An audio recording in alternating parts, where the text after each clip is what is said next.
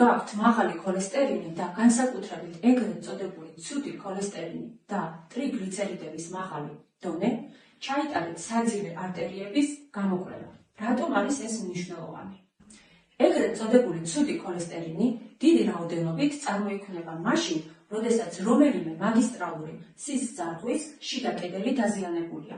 სინამდვილეში ეს ცუდი ქოლესტერინი კარგ საქმეს აკეთებს.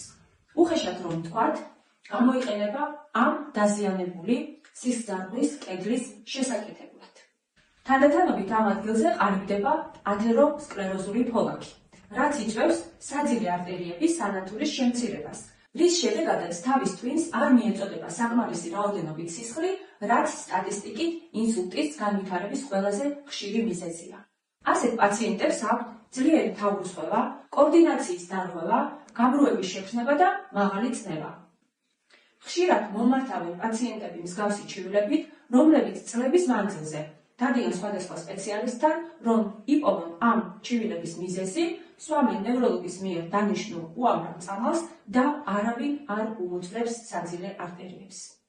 რა გამოკვლევა უნდა ჩაიტაროთ? ძალიან მარტივი გამოკვლევა. საძილე არტერიების დუპლექს სკანირება. შეინახე ეს ვიდეო და გაუზიარე ეს ინფორმაცია შენს ახლობლებს, რათა რაც შეიძლება მეტმა ადამიანმა შეძლოს თავიდან აიცილოს საძილე არტერიების ათეროსკლეროზი და ინსულტის განვითარების რისკი.